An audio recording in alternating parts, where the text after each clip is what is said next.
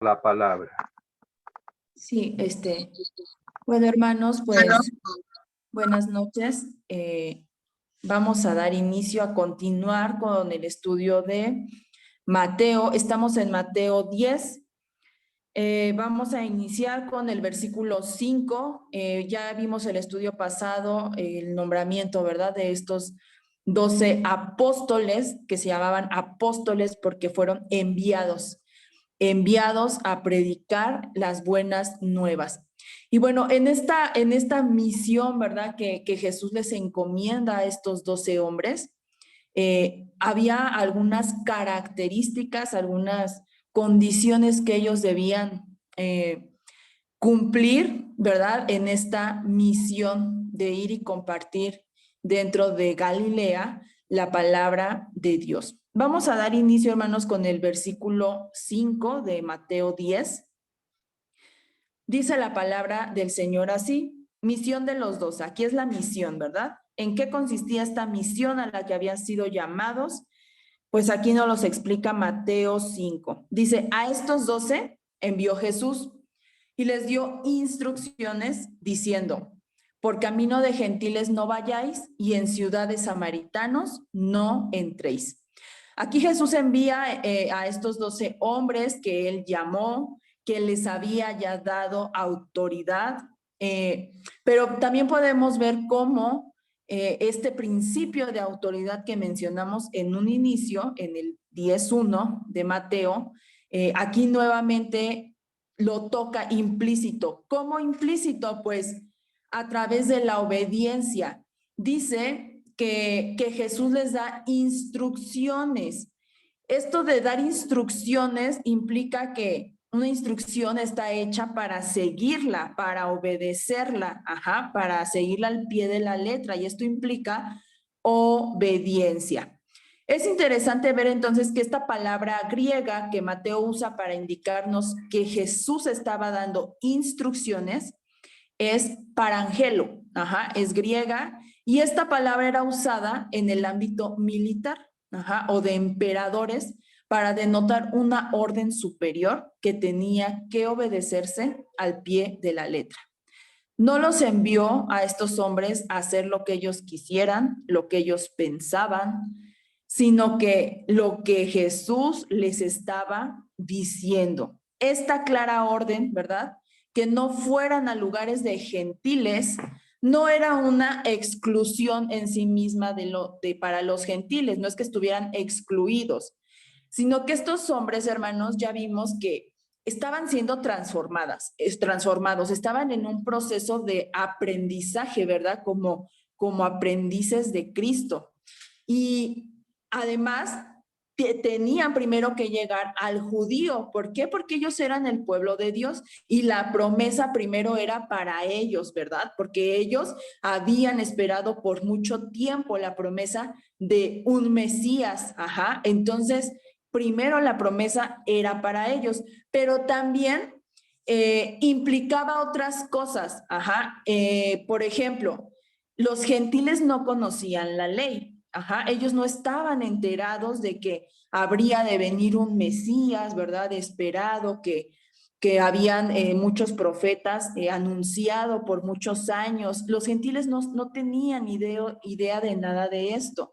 Es por eso que Jesús delimita su territorio de alcance, no por excluir a los gentiles, sino que en este punto, reitero, estos hombres, 12 hombres, estaban aprendiendo, estaban siendo enseñados por Cristo.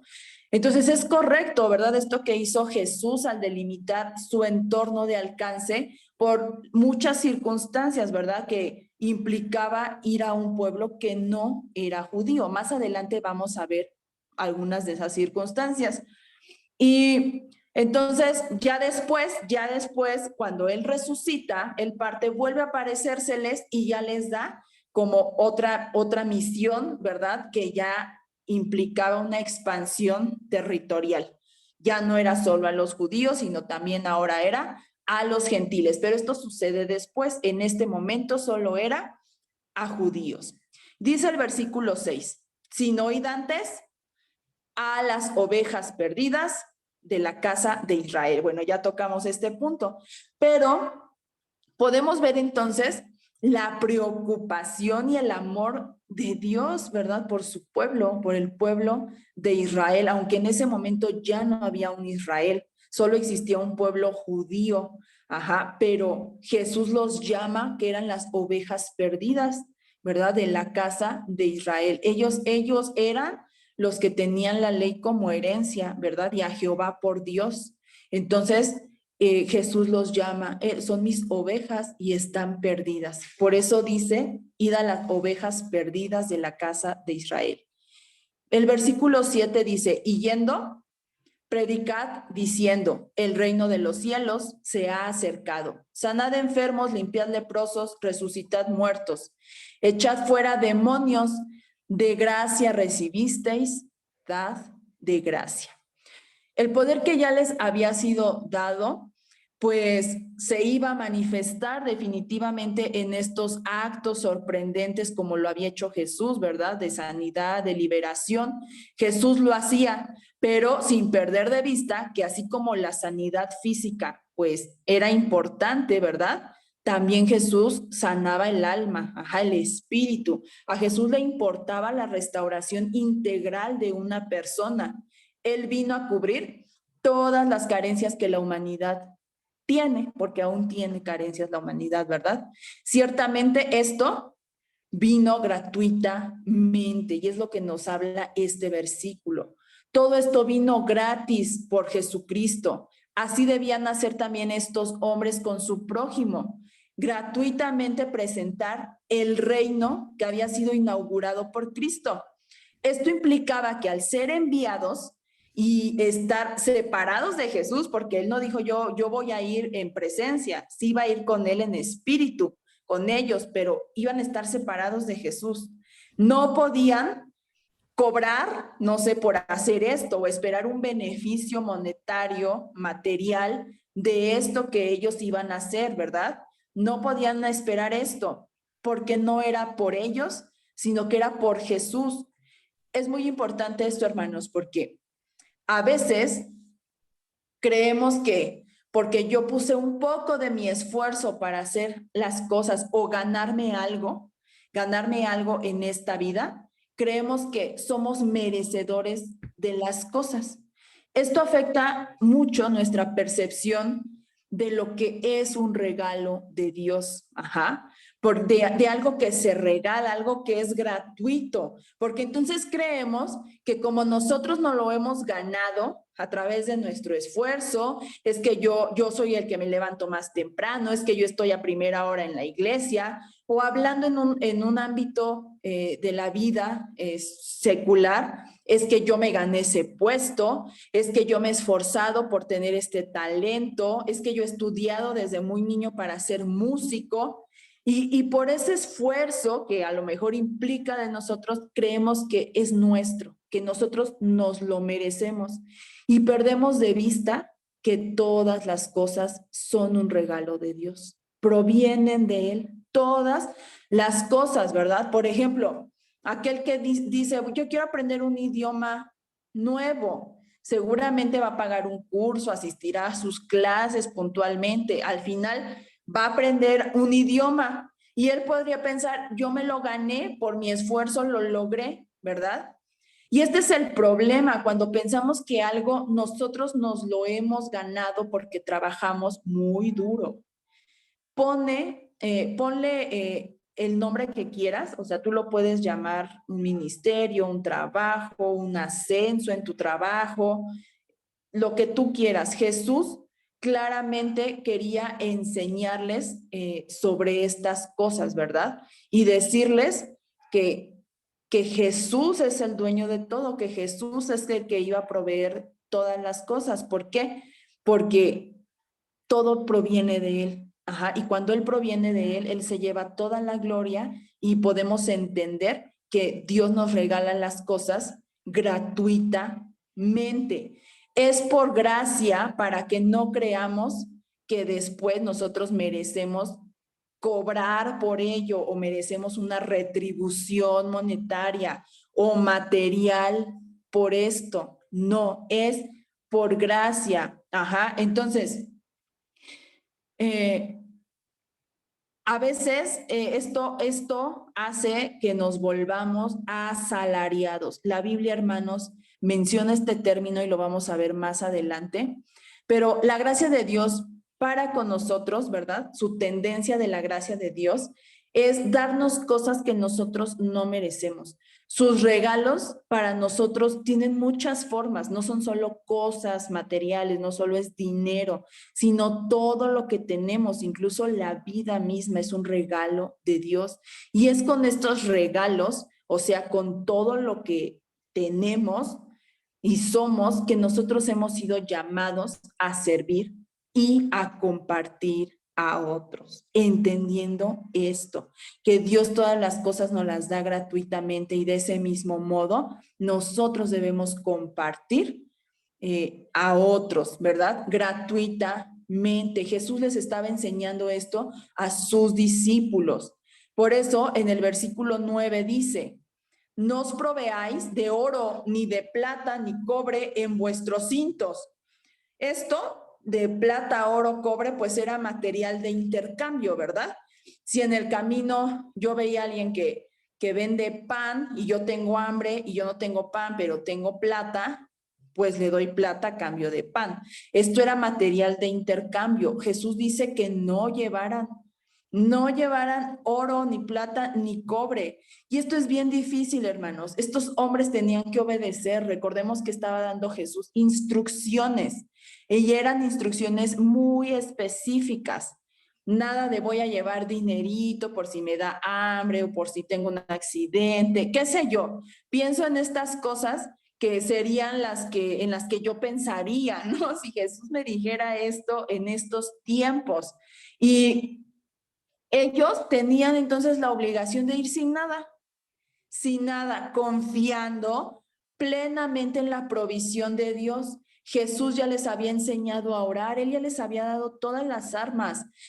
Y a través de la oración les enseñó a poner delante de Dios todas sus necesidades y que Dios supliría todo lo necesario. Ajá. Después en el versículo 10 dice, ni de alforja para el camino, ni de 2 túnicas, ni de calzado, ni de bordón, porque el obrero es digno de su alimento. La alforja era como una bolsa, ajá, una mochila, un saco, algo para guardar cosas. Su túnica, pues ellos acostumbraban en su vestimenta a llevar una túnica que los cubría del frío, pero al ser enviados, Jesús les dijo, no lleven una extra por si llovía, por si se mojaban. No, dijo, no lleven una extra, ¿verdad? Y el bordón era un bastón largo, ajá, con una punta de metal, generalmente se usaba para apoyarse al caminar. Y termina diciendo, el obrero es digno de su alimento. Hermanos, esto claramente era un desafío tremendo. Jesús los desafió en estas palabras. La idea era que cuando ellos fueran y compartieran las buenas nuevas y proclamaran, ¿verdad? Las nuevas del reino, se dice que la gente los invitara a su casa a comer. Esto era muy común en su cultura. Ajá. Podemos ver diversos pasajes donde después de la predicación, las personas invitaban la comida en sus casas para seguir escuchando lo que hablaban. Esto era muy común en su cultura. Incluso Mateo, vimos que cuando él fue llamado, después hizo una fiestota, ¿verdad? Invitó a Jesús y a comer, hizo un banquete. Entonces, esto era muy común. Y dice en el 11, mas en cualquier ciudad o aldea donde entréis, informaos quién en ella sea digno y posad allí hasta que salgáis. O sea, decía, pregunten por la reputación de algunas personas, ¿verdad? Si estas personas eran piadosas, temerosas de Dios, porque recordémonos que fueron enviados a la casa de Israel, o sea, personas judías, personas que estudiaban la ley, sabían de la palabra, ¿verdad? De Dios. Por eso Jesús les dice, pregunten, infórmense, ¿verdad? De ciertas personas. Y si es posible, bueno, pues quédense ahí con esas personas y ahí reposen. Es por eso que cuando les dice esta parte de el obrero es digno de su alimento, Él les está diciendo, cuando ustedes hablen, las personas los van a invitar a sus casas y de esa forma ustedes van a proveerse de comida y de lo que necesitan. Ajá. Esto era cuando Jesús dijo, es digno el obrero de su alimento. Si ustedes proclaman mi palabra, no va a faltar quien les dé asilo, ¿verdad? Y les provea en esta cuestión. Era la manera de Jesús de decirles, yo voy a estar con ustedes. Ajá, aunque él físicamente no estaba, era la forma de decirles confíen en que va a haber provisión. Y después dice en el 12, y al entrar en la casa, saludadla. Como les decía, esta práctica de visitar casas y compartir alimentos era muy común. Las personas invitadas llegaban a la casa, saludaban a la familia declarando la paz, o sea, shalom. Estas palabras eran no es como un hola, buenas tardes, no, esto era en sí mismo una bendición con poder. Ajá, no es un simple saludo, estabas mandando bendición de Dios a la familia de quien eras invitado. Por eso dice en el 13, si la casa fuere digna, la paz que tú declares vendrá sobre ella. Si no fuere digna, dice, tu paz se regresa contigo, ¿no? Y 14 dice, y si alguno no os recibiere y ni oyere vuestras palabras, salid de aquella casa o ciudad, sacudid el polvo de vuestros pies. Qué tremendo desafío para estos hombres. Dice que si una casa no los recibía, ellos tenían que irse. Pero dice, o una ciudad, si una ciudad completa, hermanos, no los recibía, los rechazaba, ¿cómo los iban a rechazar? Pues apedreándolos, corriéndolos, de muchas formas, ¿no? Podía haber rechazo y decía Jesús, si esa ciudad los rechaza, váyanse a otra. Pero imagínense caminar a otra ciudad, de ciudad en ciudad. Ciertamente ahí no había carros, ¿verdad? Y tenían que ir caminando y posiblemente ese día se quedarían sin un lugar donde reposar. Recordemos que no llevaban dinero para decirle, pues me pago un mesón y ahí pasó la noche. No. Al lugar donde se pararan a predicar, ¿verdad? A hablar la palabra, y si los invitaban, pues de eso ellos suplían estas necesidades. De otro modo, no había forma y Jesús fue muy claro en esto. Puede sonar muy duro, ¿verdad? Muy difícil, pero Jesús les estaba enseñando a confiar completamente en su provisión. Vamos a ver más adelante por qué. En el 15 dice, de cierto os digo que en el día del juicio será más tolerable el castigo para la tierra de Sodoma y de Gomorra que para aquella ciudad. Pues qué maravilloso es nuestro Dios, o sea, nuestro Señor. Él nos envió a estos hombres, pero también a nosotros nos envía, ¿verdad? Pero Él les advirtió que no todos los iban a aceptar, que quizás los iban a correr, que tal vez iban a padecer, a lo mejor hambre un día o dos, no sé, pero Él les dice, yo ya lo tengo contemplado. Un día va a haber una retribución para aquellos que le cierren las puertas a mis enviados, a mis hijos que están obedeciendo mi llamado, a aquellos que van y anuncian la verdad de mi reino. Y si los rechazan, yo ya los tengo contemplados. Ciertamente no se los puso fácil, es una misión, es un desafío tremendo. Hoy en día, si Jesús nos dijera de ese modo, vete a China, así sin dinero, sin nada, ¿cuántos iríamos, hermanos? Es tremendo lo que Jesús les está desafiando a estos 12 hombres, ¿verdad? Ya vimos quiénes eran estos hombres, sus cualidades, sí, pero también de qué pie cojeaban. Pero aún así Jesús los manda, los lanza, ¿verdad? Los avienta a esta misión como saetas.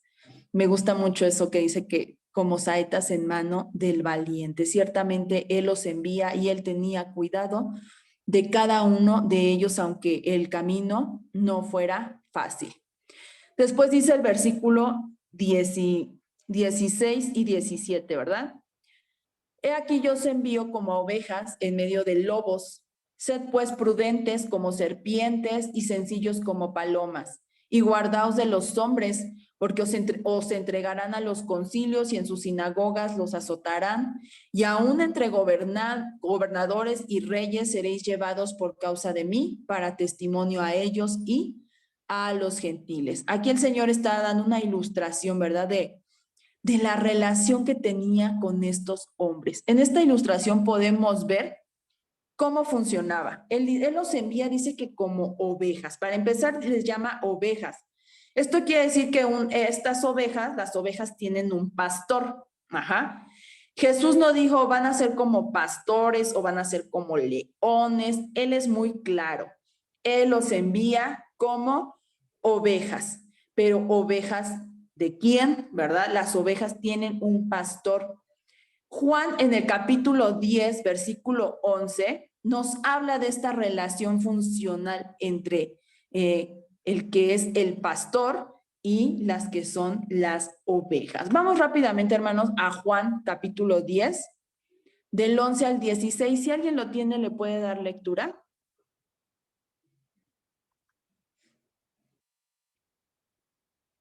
Juan capítulo ¿qué? Perdón. 10, versículo del 11 al 16. Amén. Dice así la palabra de Dios. Yo soy el buen pastor y el buen pastor de quien... Yo soy el buen pastor y el buen pastor su vida da por sus ovejas, mas el asalariado y que no es pastor, de quien no son sus propias ovejas, ve venir al lobo y deja las ovejas y huye, y el lobo arrebata las ovejas y las dispersa. Así que el asalariado huye porque es asalariado y no le importan las ovejas. Yo soy el buen pastor y conozco mis ovejas y las mías me conocen. Así como el Padre me conoce y yo conozco al Padre y pongo mi vida por las ovejas, también tengo otras ovejas que no son de este redil. Aquellas también debo atraer y oirán mi voz. Y habrá un rebaño y un pastor. Por eso me ama el Padre, porque yo pongo mi vida para volverla a tomar. Para volverla a tomar. Amén. Ahí vemos, ¿verdad?, cómo habla esta relación pastor-oveja y el Padre, ¿verdad? Y dice, tengo otras ovejas, dice Jesús, no son de este redil. Ahí él ya estaba contemplando a los gentiles, ¿verdad? Pero todos somos ovejas para Jesús. Y él quiere ser nuestro buen pastor. Pero habla de otro personaje, hermanos. Dice que habla del asalariado.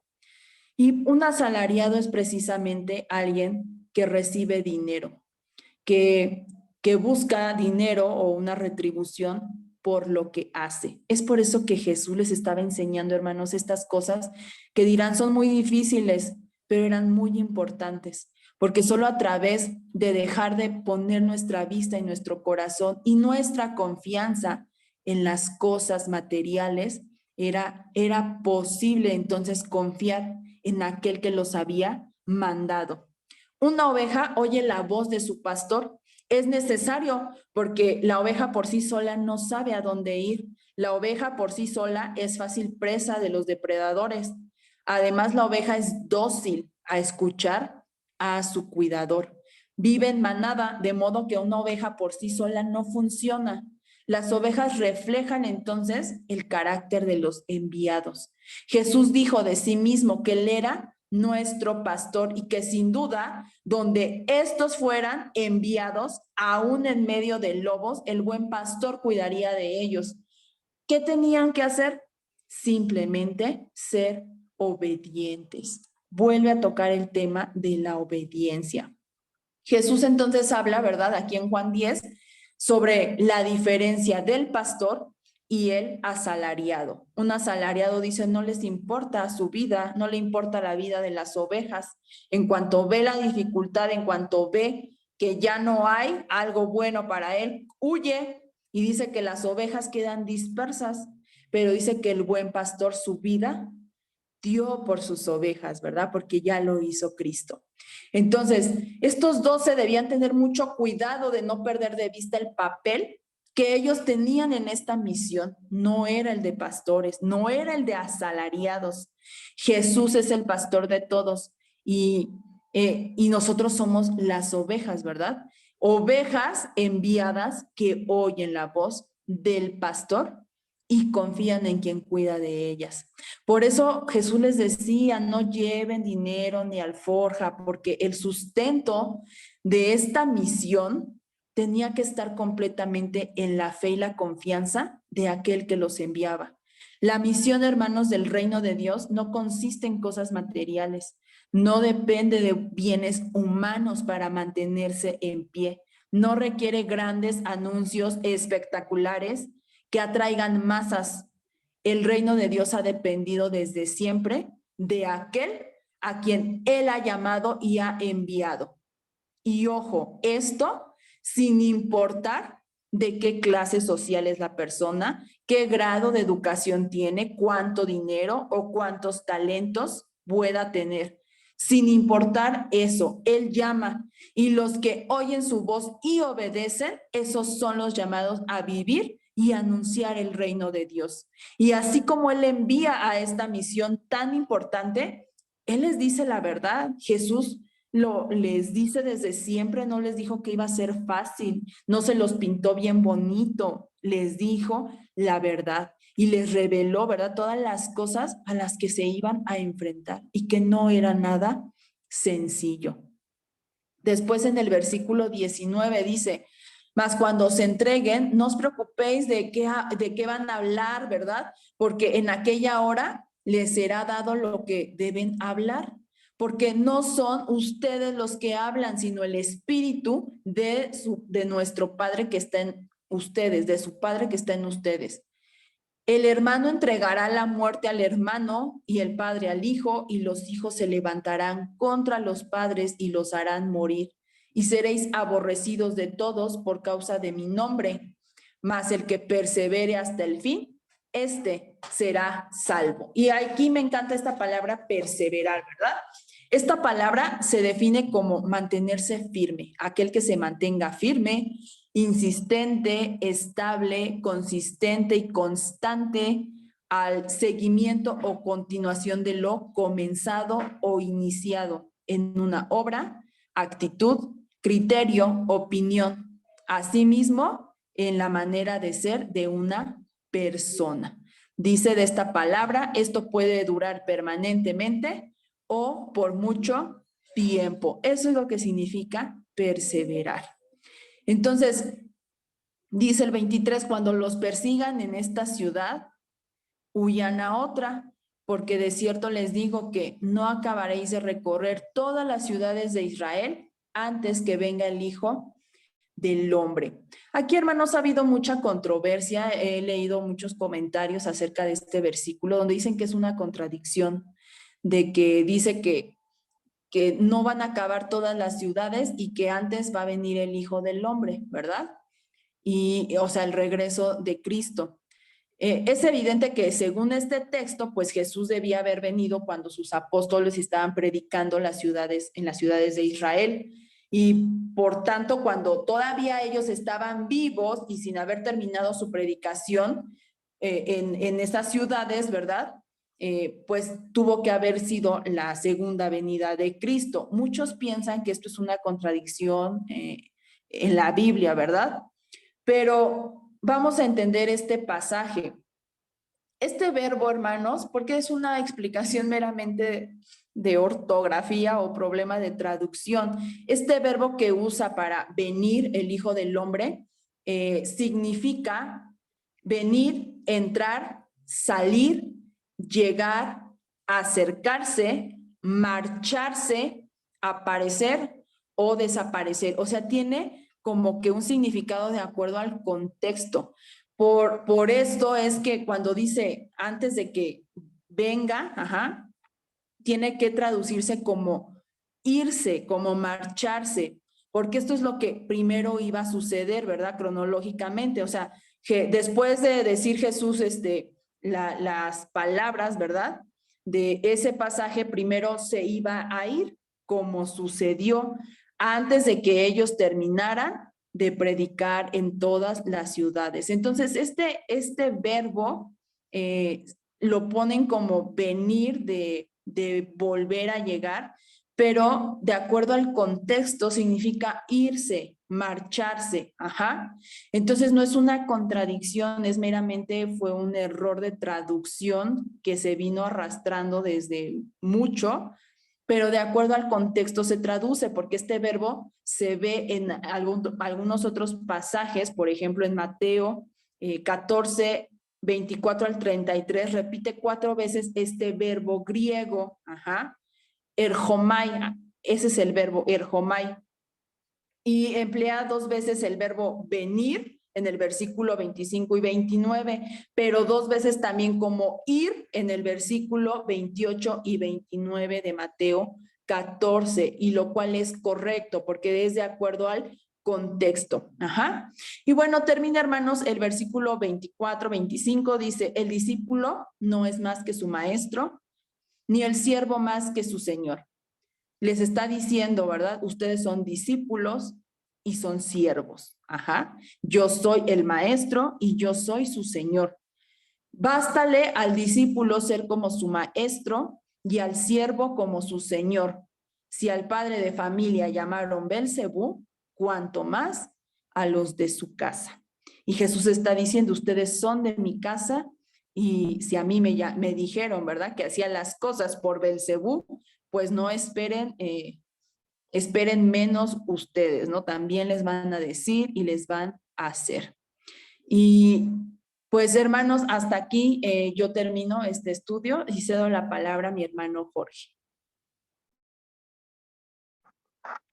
Gracias, Yazaret. Pues ya a mí me toca concluir propiamente el capítulo 10. Voy a pedir que leamos un texto de un profeta, el profeta Miqueas, para iniciar la parte que me corresponde. ¿Y por qué vamos a leer Miqueas capítulo 7, del 1 al 7? Pues vamos a leerlo porque fue un profeta que profetizó durante 40 años, un profeta importante, por ahí de 700 años antes de Cristo. Y este profeta abogaba por la causa de los campesinos oprimidos contra los ricos arrogantes. Su pasión, y esta es la parte importante, era la verdadera fe en Jehová, el Dios de su salvación. Es Cristo mismo el espíritu de la verdadera profecía. Dice Apocalipsis 19:10, el testimonio de Jesús es el espíritu de la profecía. Así podemos decir con certeza que fue el Señor Jesucristo, Cristo mismo, el que inspiró a los profetas, aún cuando él no había nacido. Él en su actuación celestial inspiró a los profetas que hablaron antes que él, porque él es el espíritu de la profecía.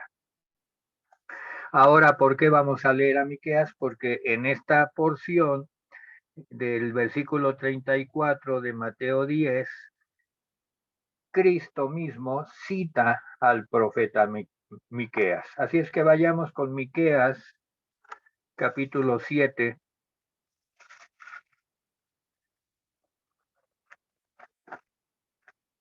Yo voy a leer del 1 al 7 y le pediré a alguien que esté leyendo que lea del 14 al 19. Así es que empiezo yo para que veamos cómo Miqueas verdaderamente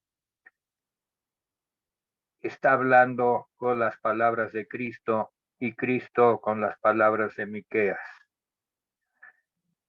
Dice así: ay de mí, porque estoy como cuando han recogido los frutos del verano, como cuando han rebuscado después de la vendimia y no queda racimo para comer.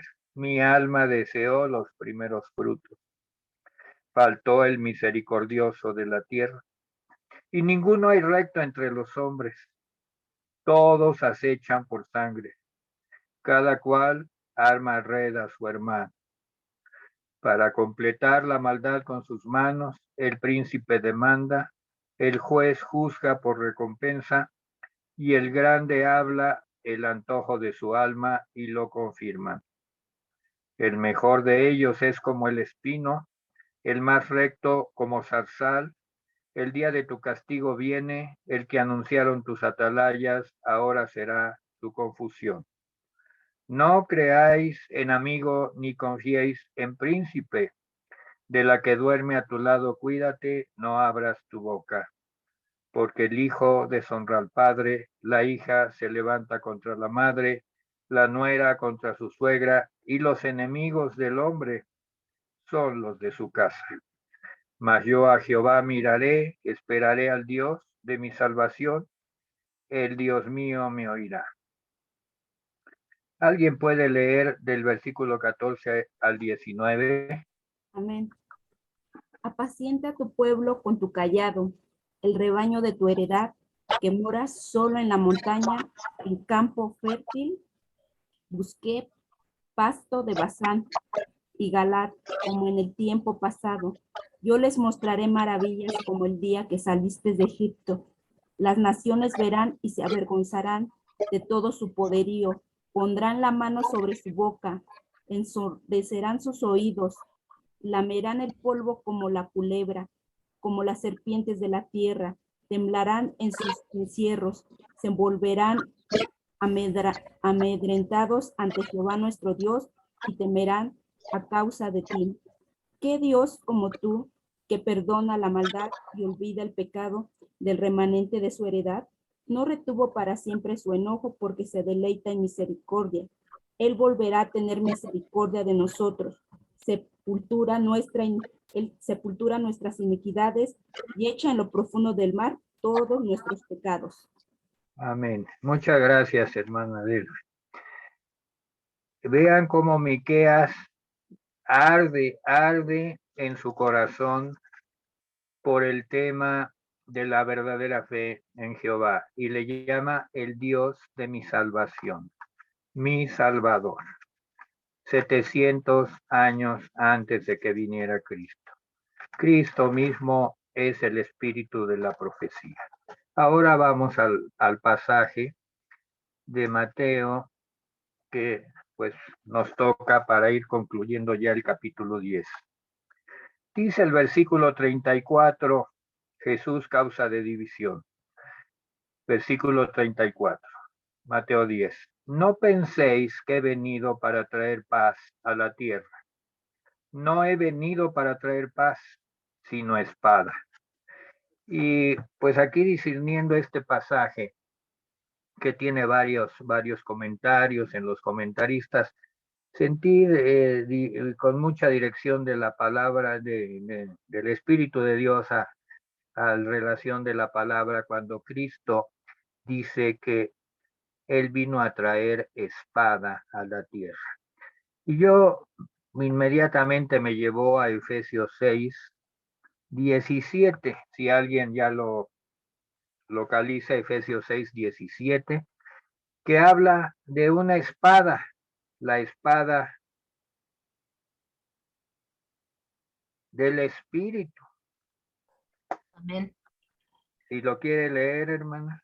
Amén. Dice, tomad el yerno de la salvación y la espada del Espíritu, que es la palabra de Dios. Amén. Entonces, ¿cómo es que Cristo no vino a traer paz? Vino a traer espada. Pues vino a traer la palabra. Pero la palabra ya existía en el antiguo pacto. Ya leímos cómo Miqueas anhela la transformación del pueblo, de la verdadera fe. Pero Cristo vino a traer esa palabra que Dios ya había dado, pero la vino a traer como una espada cortante, la espada del Espíritu.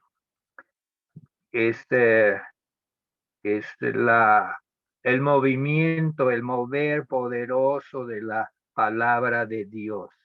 Y eso, la palabra de Dios, pues dice que pone en disensión, versículo 35. Disensión es literalmente dividir en dos. Disensión.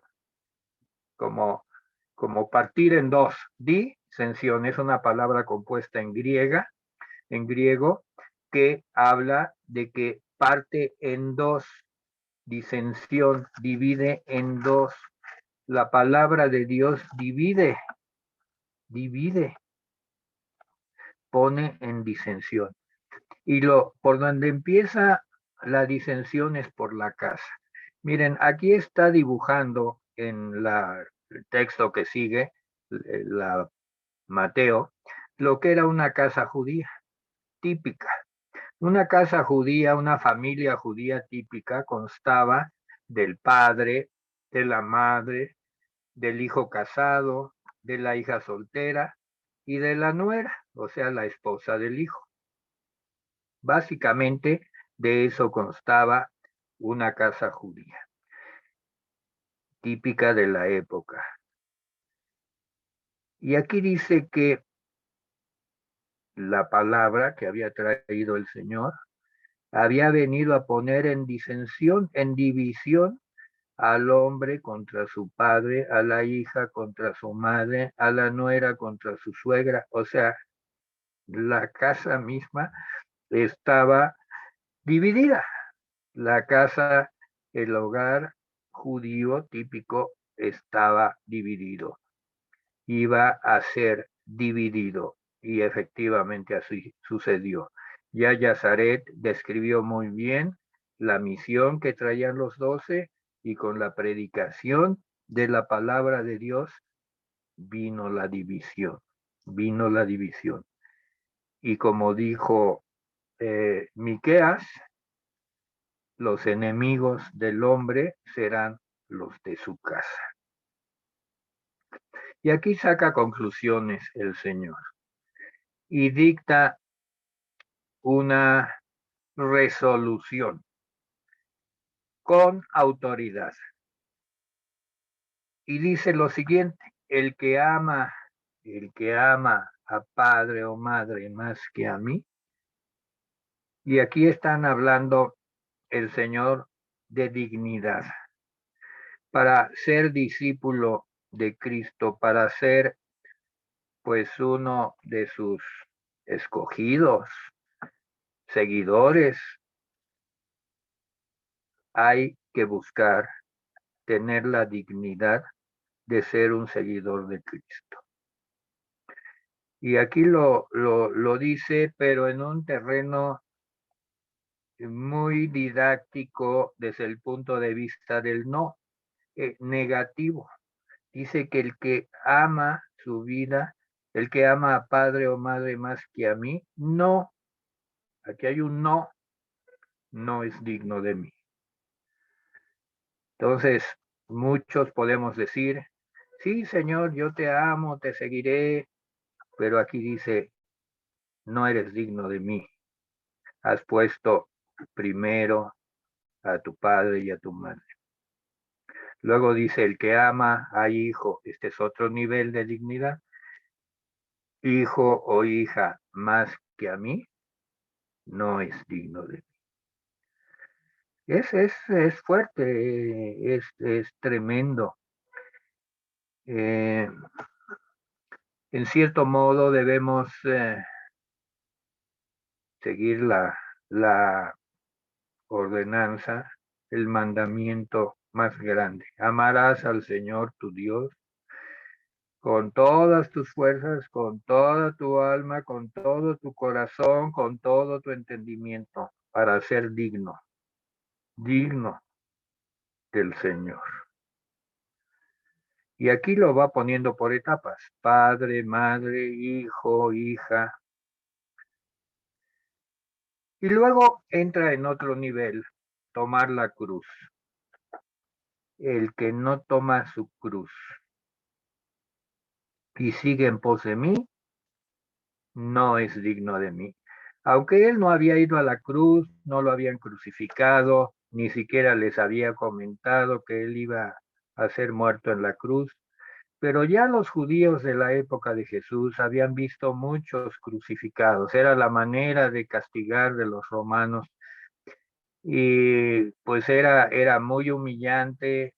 Había que estar dispuesto a ser sobajado, insultado, golpeado, escupido, y morir en una cruz por el castigo. Pues este tipo de muerte y de pasaje lo toma Jesús y dice que había que estar dispuesto, porque si no estaba dispuesto y tomara su cruz, aquí Jesús no dice, pues si quisieras tomar la cruz y, a ver, imperativamente, simple y sencillamente, el que no toma su cruz y sigue en pos de mí, son dos actitudes. Una, tomar la cruz, y la otra, seguir en pos de él. Y aquí vuelve a decir, el no es digno de mí. Y en pocas palabras, para lograr el sí, había que hacer las cosas con obediencia, como él había mandado. Ya lo explicó Yazaret en su intervención, que era un mandato, no era una opción. Y aquí en el versículo 39 viene un pasaje que a veces confunde en la interpretación. ¿Cómo es eso de que el que haya su vida la perderá y el que pierde su vida por causa de mí la hallará? Pues miren, poniendo este pasaje en manos del Espíritu Santo y llegando a nuestro corazón, podemos decir lo siguiente. En la vida renovada, una nueva vida que Jesús estaba ofreciendo, hay que dejar, o sea, hay que perder la condición almática, la vida de Adán, la vida almática. Recordemos que cuando Dios formó a Adán, al primer hombre, dijo, y será una ánima viviente. Así que alma, ánima,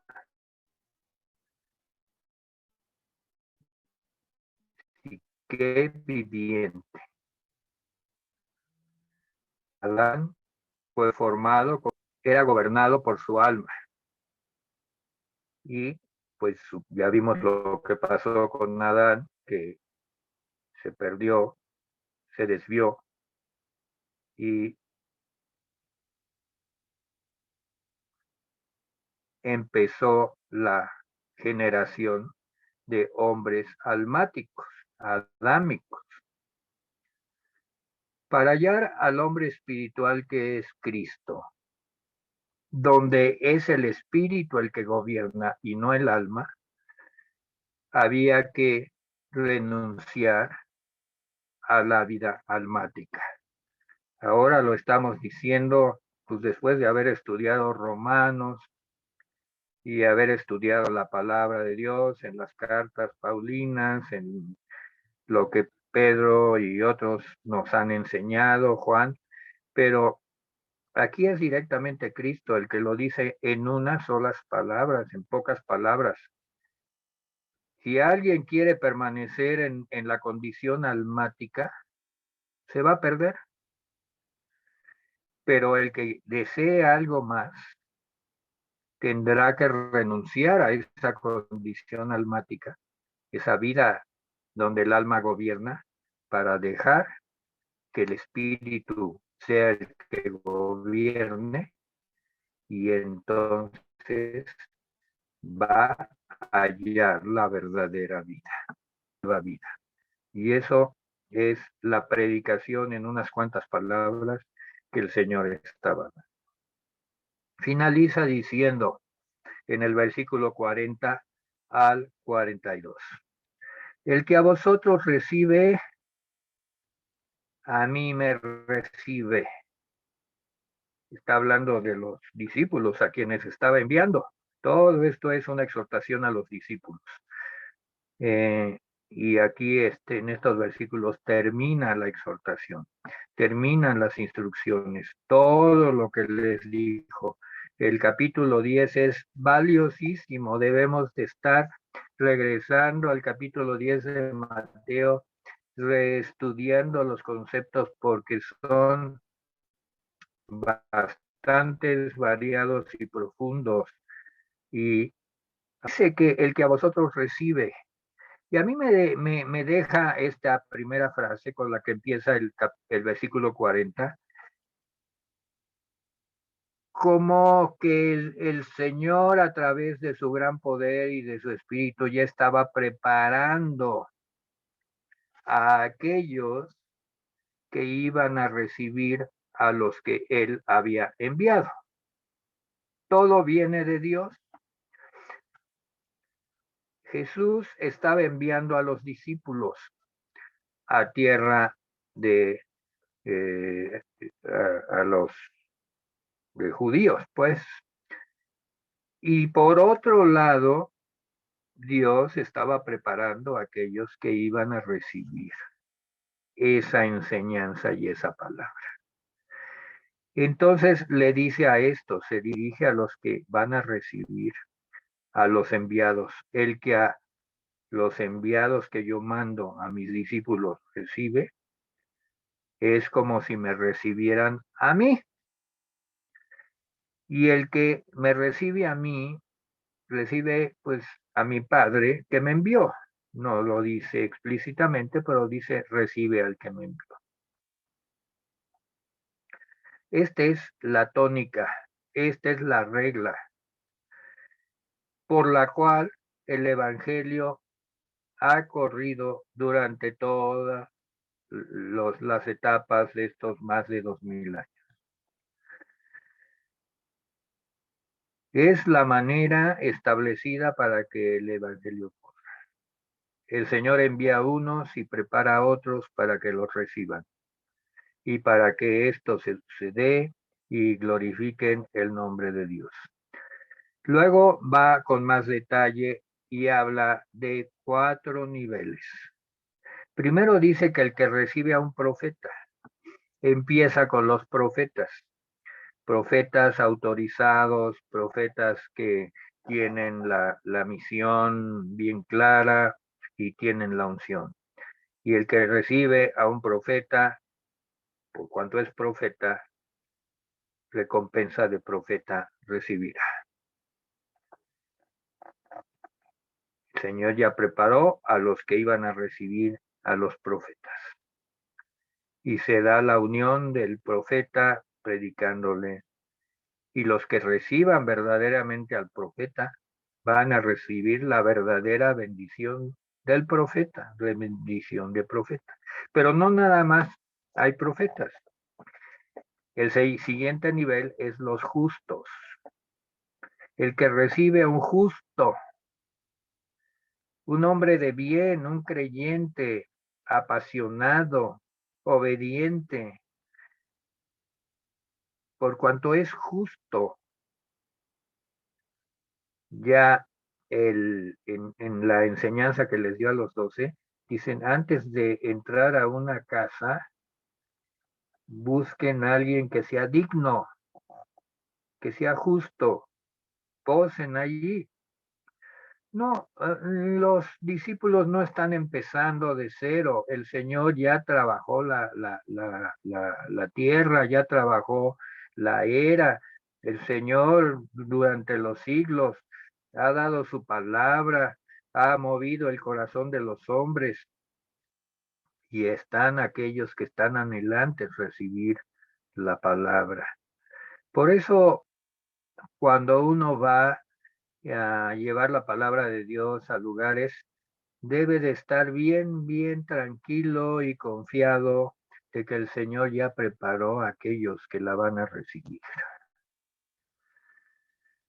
y recibirán la bendición y todo glorificará el nombre del Señor. Y el siguiente nivel después de profetas y justos es el de los pequeñitos.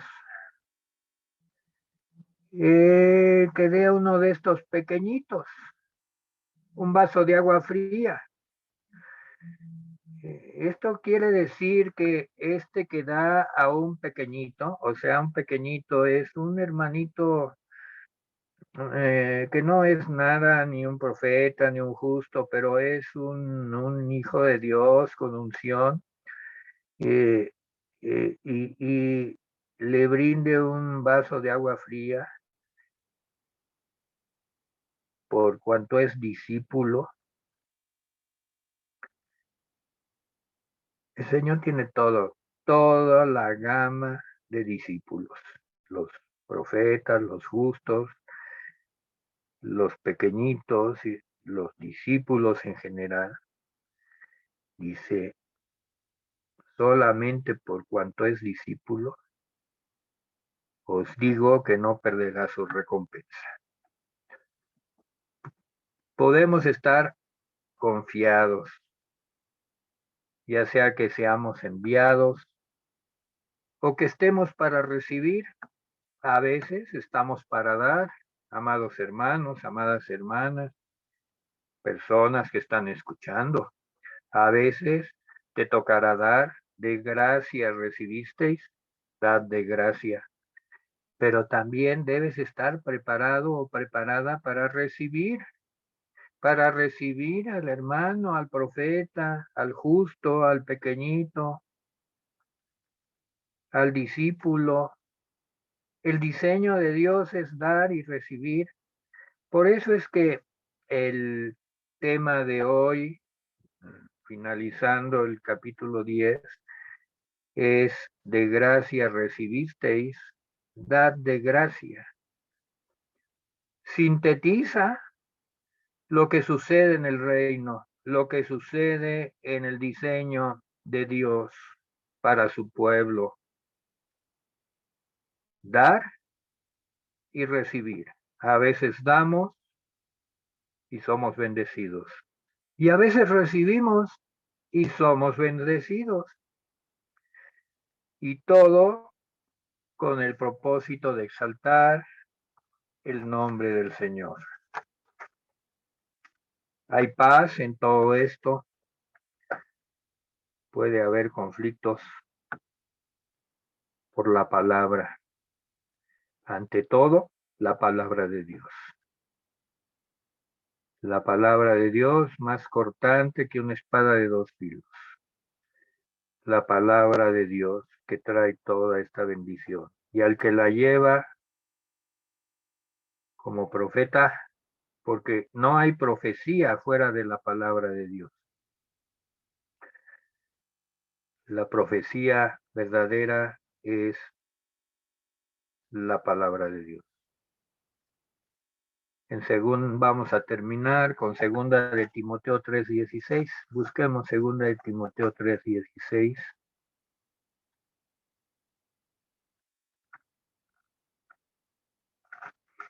Dice así: toda la escritura es inspirada por Dios y es útil para enseñar, para redarguir. Redarguir quiere decir confrontar, producir en el alma esa necesidad de ser cambiado, de ser transformado, de arrepentirse. Es útil para corregir y para instruir en justicia. Ante todo, la justicia de Dios debe de estar por encima de todo, a fin de que el hombre de Dios sea perfecto. Perfecto es completo, que no le falte nada, enteramente preparado para toda buena obra. Enteramente preparado. Ese es el propósito. Esto es lo que el Señor decía. Aquellos que son míos, aquellos que me quieren servir, que son mis siervos, aquellos que son mis llamados, mis escogidos, que han aceptado el reto, son hombres y mujeres perfectos, completos, para toda buena obra. Vamos a darle gracias a Dios una vez más, porque su plan es maravilloso. De gracia recibisteis, dad de gracia. A veces recibimos, a veces damos, y siempre estaremos gozosos, preparándonos para toda buena obra, en perfección. Perfectos, dice Timoteo, segunda de Timoteo 3:16. Un versículo que brilla porque habla de la perfección del creyente, completo, perfecto. Gracias, Señor, por tu palabra. Gracias porque hemos terminado el capítulo 10 de Mateo. Hemos aprendido muchas cosas, Señor, de lo que es la obra, de lo que es el sentir del corazón del Señor, de cómo los profetas 700 años antes, Moisés, Abraham, todos ellos apuntando al momento de la venida del Hijo de Dios, al momento en que de que los que van a creer y van a ser los llamados, los escogidos, los que han y hemos aceptado el reto y pues bajo las instrucciones del Maestro y Señor, seguimos adelante.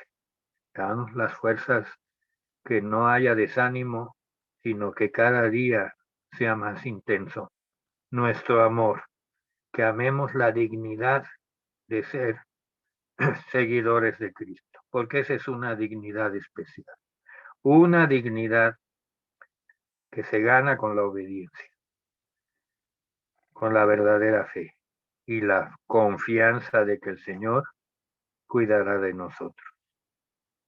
Gracias, Señor, por tu palabra esta noche. Ha sido magnífica, como siempre. Llena nuestro corazón de alegría y de entusiasmo.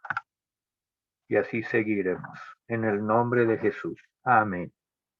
Hemos terminado el estudio de esta noche. Sean ustedes bendecidos como ya lo somos. Gracias, Yazaret. Gracias. Gracias, hermano. Gracias, pastor. Gracias. Gracias. Un Y abrazo. buenas noches. Bendiciones. Buenas noches.